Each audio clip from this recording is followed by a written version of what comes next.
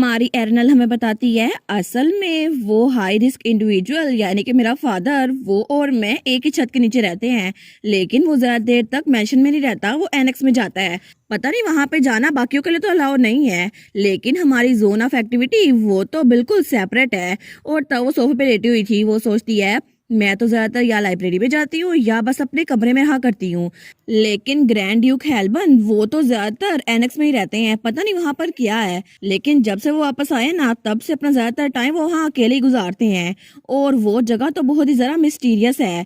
लेकिन तब वहां पर कुछ नाइट्स गुजर रहे थे, वो कहते हैं माई लॉर्ड, दूसरा कहता है हाँ हाँ बिल्कुल, वो फिर से उस पोर्ट्रेट स्टूडियो में गए होंगे जहां पर किसी और का जाना मना है। दूसरा कहता है सच में वो पोर्ट्रेट स्टूडियो?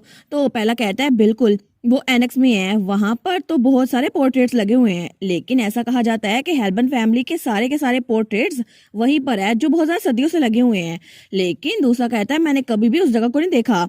तो वो पहले वाला कहता है दिमाग में रखना ये बात, सब में से कोई भी वहां नहीं जा सकता सिवाय डायरेक्ट हेल्बन के, या फिर मेहन जैसा कोई कोई भी उस जगह करीब नहीं जा सकता। तो हमारे सोचती है अच्छा तो ये बात कर रहे हैं, लेकिन पता नहीं, मुझे लगता है कि मेहन भी शायद इसी वजह से वहां पर कर्ज करता हुआ जाता है, क्योंकि ग्रैंड ड्यूक वहीं पर रहता है तो सारा काम वहां पर लेके जाना पड़ता होगा। लेकिन एक पोर्ट्रेट जहां पे डायरेक्ट हेल्बन ब्लड लाइन के लोग हों, मैं तो इस बारे में खुद बहुत ज्यादा क्यूरियस हो रही हूँ, पता नहीं वहां पर क्या होगा। लेकिन तब वो मुड़ते हुए सोचती है फिर भी क्या फर्क पड़ता है, वैसे भी मैं अपने डैड से मिलना नहीं चाहती। लेकिन जैसे वो सामने देखती है ना, वो तो बिल्कुल शॉक हो गई थी, क्योंकि सामने उसका फादर खड़ा हुआ था और वो दोनों थोड़ा सा दूर थे। तो उसका फादर भी उसको देखता है, वो कहता है क्या? तो तब वो स्माइल करके कहता है यंग लेडी।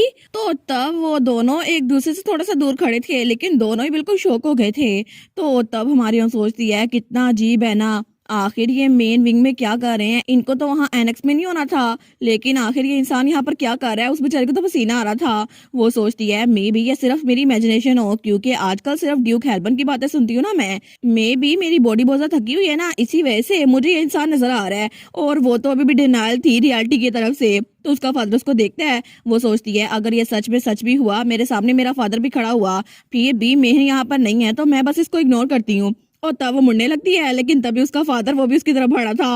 वो सोचती है कि यार ये इधर क्यों आ रहे हैं। वो सोचती है मैं तो उनसे हमेशा बचना चाहती थी, और मैंने तो चाइल्ड केयर टीम को भी दूर भेज दिया था, क्योंकि मैंने उनसे कहा था आज मैं अकेले रहना चाहती हूँ, और उन्होंने कहा था यंग लेडी एक मिनट रुके सही। लेकिन फिर भी अगर मुझे पता होता ना कि आज मैं अपने फादर से मिलूंगी, तो इससे अच्छा होता कि मैं अपने कमरे में रहती खामोशी से। लेकिन आखिर ग्रैंड ड्यूक यहाँ पर क्या कर रहे हैं। और तभी उसका फादर उसके सर पे पहुंच भी गया था। वो कहता है मेरी प्यारी बेटी। तो हमारी एनल तो बिल्कुल शॉक हो गई थी, वो सोचती है ये क्यों आ गए मेरे पास। लेकिन तब उसके सामने बैठते हुए कहता है आखिर तुम मुझे अवॉइड क्यों कर रही हो मेरी प्यारी बेटी। तो हमारी एनल उसको देखती है, वो कहता है क्या तुम्हें कोई चीज तंग कर रही है, या फिर तुम्हें मेरे साथ रहना अच्छा नहीं लगता, इसी वजह से जब तुम मुझे देखती हो मुझे इग्नोर कर देती हो। तो हमारी एनल सोचती है हैं, वो कहती है मैंने ऐसा कभी भी कुछ नहीं कहा। उसका फादर कहता है अगर तुमने ऐसा कभी कुछ नहीं कहा, लेकिन तुम्हारी आंखें तो कहती है ना। तो तब वो उसके चेहरे पे हाथ लगाते हुए कहता है फिर भी आज मैंने जब तुमसे पूछा तो तब तुमने मुझे जवाब दिया है मेरी प्यारी बेटी, लेकिन मैं खुश हूँ कि इतने लंबे अरसे बाद हम दोबारा से मिल पाए। और तब भी वो स्माइल करा था। और इसके अलावा मुझे बहुत ज्यादा खुशी हो गया कि मैंने इतने लंबे अरसे बाद मेंशन का चक्कर लगाया, और आज मैं एक गुम हुई यंग लेडी से मिल पाया जैसे कि आप। तो तब उसके गाल खींचते हुए कहता है तुम्हें इस बारे में क्या लगता है। वो सोचती है मैं तो इनके हैंडसम चेहरे की वजह से फिसलने वाली थी, लेकिन अपने आप पे काबू रखो एर्नल, ऐसा प्रिटी फेस तुम्हें मेस्मराइज नहीं कर सकता, ये इंसान पता नहीं कैसा हो। लेकिन तब वो थोड़ा सा पीछे हो रहती है। तो उसका फादर कहता है क्या हुआ। तो वहां से भागने लगती है। वो कहती है मैं गुम नहीं हुई, मैं तो यहाँ पे बस टहल रही थी। तो उसका फादर कहता है लेकिन अगर तुम ऐसे टहलती रही ना तो तुम जरूर गुम हो जाओगी इस मेंशन में। तो हमारी एर्नल तो बिल्कुल बिल्ली बनी हुई थी। वो कहती है आपको मेरे बारे में इस वक्त फिक्र क्यों हो रही है, मुझे ये तो बताएं। तो उसका फादर कहता है क्या मतलब, मैं तुम्हारा फादर हूँ, ऑफ कोर्स मुझे तुम्हारे बारे में फिक्र होगी है ना। तो हमारी हिरोइन कहती है अच्छा आप मेरे फादर हैं। वो कहता है हाँ बिल्कुल, तो तुम आज से ही मुझे डैड कहना क्यों नहीं शुरू कर देती, ये अच्छा रहेगा ना। अब हम दोनों मिल ही गए हैं तो कम से कम एक बार मुझे डैड ही बोल दो। तो हमारी अर्नल सोचती है कि यार डैड, मैं इससे कुछ ही बार मिली हूँ, लेकिन अब मैं इसे डैड कहना शुरू कर दूं। आखिर ये सोच क्या रहा है कि मैं इसको डैड कहूँ, मैं तो इसको सही से जानती भी नहीं हूँ। तो उसका फादर कहता है चलो भी मुझे डैड कह दो ना। और तब वो स्माइल कर रहा था। हमारी हम सोचती है ये स्माइल तो कर रहा है लेकिन मुझे सच में कोई आइडिया नहीं है ये क्या सोच रहा है। हालांकि मैं इसको देख भी रही हूँ लेकिन इसकी आंखें, इससे मुझे थोड़ा सा डर लग रहा है। पता नहीं ये क्या सोची जा रहा है। इसको देखकर लग रहा है कि ये मुझे रिजेक्ट करना चाहता है लेकिन फिर भी मुझसे बात करने पे मजबूर है। तो एरनल कहती है आखिर क्यों, आखिर क्यों आप मुझसे ये बात क्यों कह रहे हैं, आप तो मुझसे नफरत करते हैं ना। तो उसका फादर थोड़ा सा चौंकता है। वो कहता है क्या नफरत, मैंने तुमसे कब कहा मैं तुमसे नफरत करता हूँ, मैं तुमसे बिल्कुल नफरत ही करता। तो हमारी अनल कहती है आप मुझसे नफरत करते हैं। वो कहता है मैंने कहा ना मैं नहीं करता।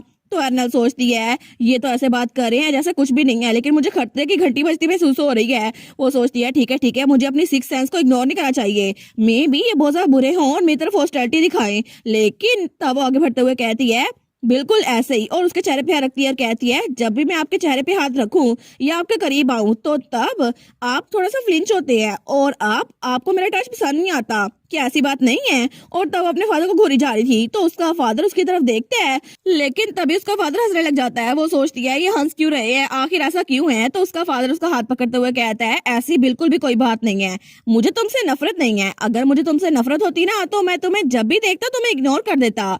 लेकिन मुझे लगता है कि मैंने ऐसा कभी नहीं किया और मैं एक ऐसा इंसान हूँ जो ऐसी चीजें कभी नहीं करता जो उसको पसंद ना हो।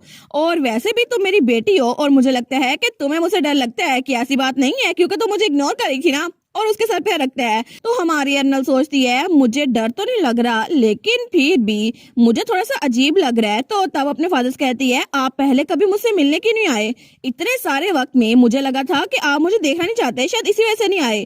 तो उसका फादर कहता है क्या। वो कहती है वैसे भी आप तब से मुझसे मिलने के लिए आए जब से आप इस पेंशन में आए हैं तो शायद आप मुझसे दूर रहना चाहते थे। लेकिन अगर आप मुझसे नफरत नहीं करते तो मुझे बस वजह बता दे कि आप तब से मुझसे मिलने के लिए क्यों नहीं आए।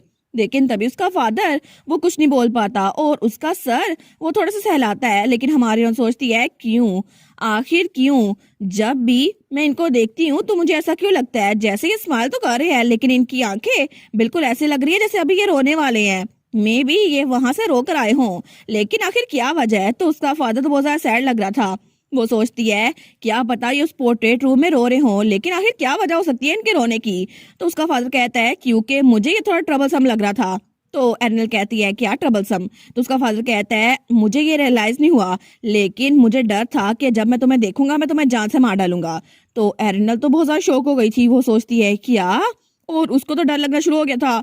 वो सोचती है क्या अभी मैंने सच सुना, कहीं मैंने गलत तो नहीं सुन लिया। क्लियरली इस इंसान ने मुझे अभी कहा है कि मुझे मारना चाहता है लेकिन ये तो सबसे ज्यादा स्वीट है, मर्डर की धमकी हुई ना। और तभी उसको पसीना आने लग गया था। और वो सोचती है क्या इसका कहने का मतलब है ये मुझे मारना चाहता है या फिर ये मुझे मार देगा, आखिर ये सही से बात क्यों नहीं करता। और तब वो दिल में सोचती है और ये अभी भी क्लेम कर रहा है कि ये मुझसे नफरत नहीं करता, वो दूर हो गई थी उससे बड़ी जल्दी। तो वो कहती है आपका कहने का मतलब है आप मुझे अभी मार देंगे। तो उसका फादर कहता है नहीं नहीं ऐसी कोई बात नहीं है, एब्सोल्युटली नहीं। तो वो पिलर के पीछे जाके छुप जाती है। वो कहता है माय लेडी मैं आपके लिए कुछ भी कर सकता हूँ। और तब वो उसको बड़े प्यार से देखता है। लेकिन हमारी एर्नल वो सोचती है देखा आप फिर से ये स्माइल कर रहा है और मुझे रियश्योर कर रहा है लेकिन इसकी आंखें देखकर मुझे ऐसा लगता है ये अभी रोना शुरू कर देगा। तो तब वो अपनी बेटी के पास आता है और तब उसके चेहरे पे हाथ रखता है। वो सोचती है इसने अभी मुझे इतनी खतरनाक बात की कि ये मुझे मारना चाहता है लेकिन फिर भी ये स्माइल कर रहा है, आखिर ये ऐसे सब कुछ क्यों करता है। तो उसका फादर उसको उठाते हुए कहता है तो हम चल के तुम्हारी मोम से ना मिले। तो हमारी होम सोचती है मुझे लगता है इन्होंने जो भी बोला है वो कोई झूठ या प्रैंक नहीं था, ये बिल्कुल सिंसियर हो रहे थे लेकिन आखिर इनका मतलब क्या है। और तब थोड़ी देर बाद वो लोग मेहन के पास पहुंच गए थे। तो मेहन कहता है आखिर आप लेडी एर्नल को खुद क्यों लेकर आए माय लॉर्ड। लेकिन तब एर्नल का डैड हंसते हुए कहता है हमारी बेटी अपनी मोम को मिस कर रही थी और एर्नल तो बिल्कुल बिल्ली बनी हुई थी। तो मेहन को तो बड़ा गुस्सा आता है। तो एर्नल का डैड कहता है हनी, लेकिन तभी मेहन के हाथ में जो पेन पकड़ा हुआ था ना वो उसको रख के ग्रैंड ड्यू को मारता है। तो हमारी सोचती है क्या, और तभी वहां पर थोड़ा सा खून फैल गया था। वो सोचती है अच्छा तो एक फाउंटेन पेन वो भी हवा में उड़ सकता है, मुझे तो आज पता चला। और इसी के साथ ये वाला पार्ट यहीं पर ख़त्म। तो आप लोग बताइएगा आप लोग को ये पार्ट कैसा लगा और वीडियो को लाइक और चैनल को सब्सक्राइब लाजमी कीजिएगा। बाकी वीडियोस का लिंक भी स्क्रीन पर नज़र आ रहा होगा तो काइंडली उनको भी चेकआउट कर ले। और thank you so much for watching my videos. Stay safe, bye bye.